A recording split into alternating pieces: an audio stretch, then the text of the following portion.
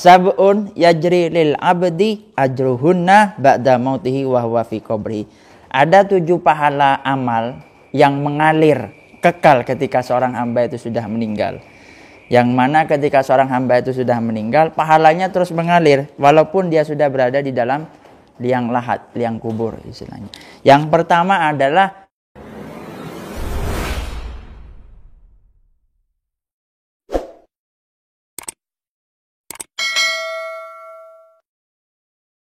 Assalamualaikum warahmatullahi wabarakatuh. Alhamdulillahirabbil alamin. Wassalatu wassalamu ala asrafil anbiya'i wal mursalin wa ala alihi wa sahbihi ajmain, amma ba'du. Baik, pada pertemuan kali ini semoga kita selalu diberikan kesehatan dan keberkahan serta wabah COVID-19 ini cepat diangkat dari muka bumi ini. Baik, pada pertemuan kali ini kita akan membahas ada beberapa amal yang amal tersebut itu kekal ketika seseorang hamba itu sudah meninggal. Salah satunya saya ambil dasarnya daripada di surat ini sudah masyhur. Surat ini sudah masyhur, yaitu surat Yasin. Bismillahirrahmanirrahim. Bismillahirrahmanirrahim. Inna nahnu nuhyil mauta wa naktubu ma qaddamu wa atharuhum wa kulla syai'in ahsaynahu fi imamin mubin. Yang artinya di sini ialah inna nahnu, sesungguhnya kami, kata Allah, nuhyi, akan menghidupkan kepada seorang hamba terhadap orang yang mati, yaitu karena membangunkan dari membangunkan dari kematiannya ketika nanti di alam akhirat. Wa naktubu, dan kami akan mencatat amal perbuatannya, yaitu fi lauhil mahfud, di papan yang sudah terjaga ketika kita sebelum diciptakan oleh Yang Maha Kuasa. Ma qaddamu, terhadap amal yang telah dilakukan oleh para pendahulu, fi hayatihim min khairin wa syarrin liyujazu alaihi. Baik ketika masa hidupnya orang tersebut dia berbuat baik dan berbuat keburukan, dan amal tersebut dilewati, dan amal tersebut akan membekas ketika seseorang tersebut sudah wafat. Wa kulla syai'in ahsaynahu fi imamin mubin, maka segala sesuatu yang nanti pasti Allah akan memberikan batasan fi imamim mubin, di dalam beberapa buku amal kita yang sudah jelas. Saya ini mengambil dari tafsir Jalalain. Kemudian ada hadis diriwayatkan dari Abi Hurairah, di sini disebutkan sab'un yajri lil abdi ajruhunna ba'da mautihi wa huwa fi qabri. Ada 7 pahala amal yang mengalir kekal ketika seorang hamba itu sudah meninggal. Yang mana ketika seorang hamba itu sudah meninggal, pahalanya terus mengalir walaupun dia sudah berada di dalam liang lahat, liang kubur istilahnya. Yang pertama adalah man 'allama ilman, orang yang mengajarkan ilmu agama. Guru, kiai, sayyid, habib ataupun ustadz. Bahkan di hadis lain disebutkan afdhalus shadaqati ayyata'allamal mar'u al-muslimu ilman thumma yu'allimuhu akhahu al-muslima.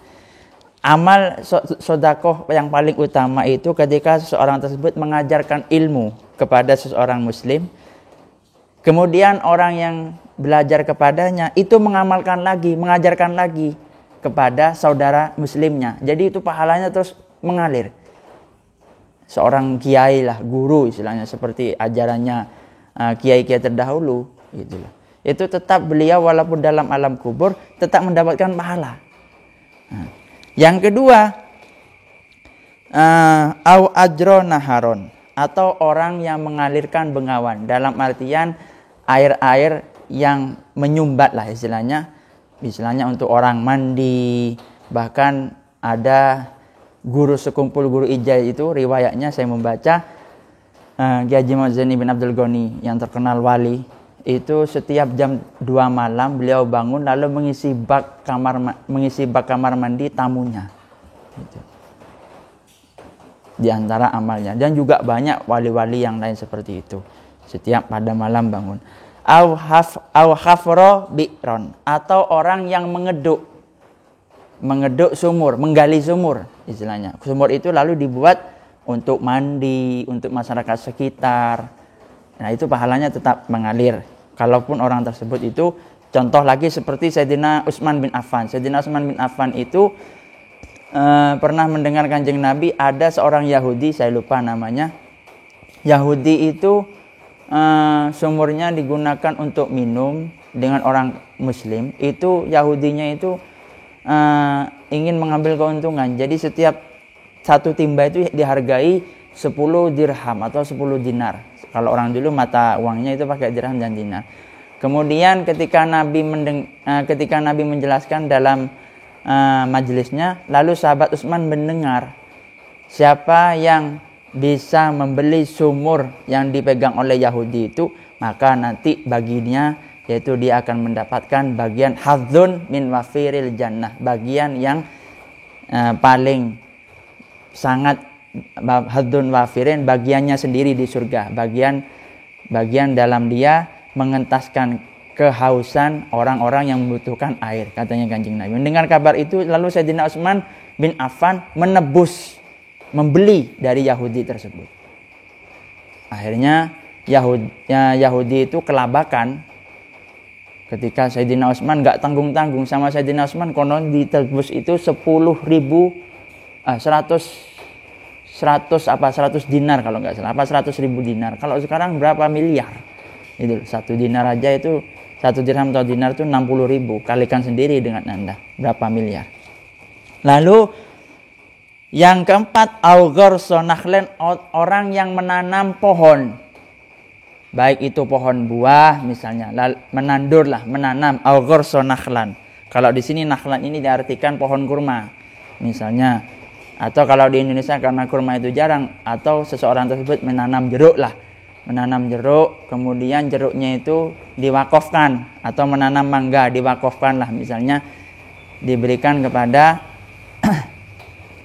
terhadap orang-orang sekitar. Itu yang keempat. Yang kelima, aubana masjidan, orang yang ikut serta membangun, menjadi donatur, penyumbang masjid. Bahkan di hadis lain disebutkan, man bana masjidan banallahu kusurun atau kosron fil jannah. Barang siapa yang ikut mendonasikan, membantu masjid, maka Allah akan membangunkan gedung, istilahnya kanzun atau kosrun di surganya Allah. Awwawarasa mushaf, itu yang kelima. Orang yang ikut donatur menyumbang masjid. Yang keenam, awwawarasa mushafan, orang yang mewariskan mushaf, mendonaturkan Quran ke masjid. Quran itu dibaca oleh orang yang misalnya ada di masjid. Dia ketika menyumbang mushaf itu, ketika dia sudah meninggal, dibaca oleh orang yang masih hidup, dia tetap mendapatkan aliran pahalanya. Itu yang keenam. Misalnya bukan hanya nyumbang Quran saja, misalnya nyumbang kitab hadis kayak Sahih Bukhari untuk dibaca, diamalkan, diresapi, direnungi, bahkan ditadabburi, itu dia sudah mendapatkan pahala. Orang yang meninggal itu kan bukan amalnya dia, tapi amal dari orang lain, tapi dia mendapatkan kucuran pahala. Begitu. Yang ketujuh, yang terakhir, ini yang paling penting, autarku waladan yastaghfiru lahu, meninggalkan anak yang mana anak tersebut itu memintakan ampun terhadap kedua orang tuanya ketika sudah meninggal. Makanya anak itu adalah aset investasi kita. Itu. Dalam hadis yang lain sudah masyhur hadis ini, idza mata ibnu adam in qata asalasun, sedekahun jariyatun, sedekah yang terus mengalir. Sedekah banyak, menyumbang masjid, menyumbang pesantren dan lain sebagainya, berpartisipasi seperti di sini kayak ada pasukan sorban untuk pembangunan masjid. untuk pembangunan madrasah digunakan orang belajar, lah itu kita sudah mendapatkan pahala. Untuk sedekahun jariyatun au ilmun yuntafa'u bih, ilmu yang bermanfaat. Kita belajar ilmu lalu kita mengajarkan ilmu kepada orang lain, kemudian ilmu tersebut memberikan manfaat terhadap orang lain lalu diajarkan lagi oleh orang lain, kita mendapatkan aliran pahala. Itu. Au waladun solihun yad'ulah, anak yang soleh yang mendoakan orang tuanya. Anaknya dimondokkan, disekolahkan, baik itu di pondok, dididik, dijenguk, kemudian anaknya sudah besar, lalu anak tersebut memintakan ampun. Itu. Maka ada anak itu adalah investasi akhirat. Itu. Bahkan di riwayat lain ada seseorang orang tua itu setiap Kamis di cerita masyhur ada seseorang anak sukses, kemudian anak tersebut itu tidak dibekali ilmu agama. Ketika orang tuanya mati, anaknya itu tidak bisa ngaji. Akhirnya kedatangan mimpi sama orang tuanya. Mimpi, nak saya panas. Kemudian anaknya ini tidak bisa ilmu agama, jadi mikir, kuburannya ibu atau bapak ini panas. Saya siram, akhirnya disiram dengan air. Disiram dengan air. Mau 1 timba besar. Sudah insya Allah sudah tenang lah. Sudah 1 timba. Kemudian yang kedua, besokannya lagi malamnya mimpi lagi. Nak, saya panas. Ini sudah 1 timba. Akhirnya lalu kebesokannya dia ngambil 2 timba besar, disiramkan lagi.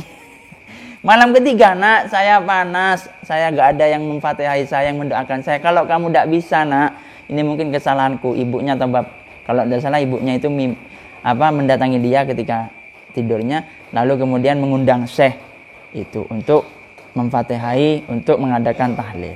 Lalu malam ketiga dan keempatnya dimimpi oleh orang tuanya. Dia mengatakan orang tuanya, alhamdulillah kalau sekarang saya lega dan nyaman. Itu saya. Jadi itu keterangan singkat saya. Semoga kita selalu sehat walafiat selalu. Allahumma fiq ila aqwamit thoriq. Wassalamualaikum warahmatullahi wabarakatuh.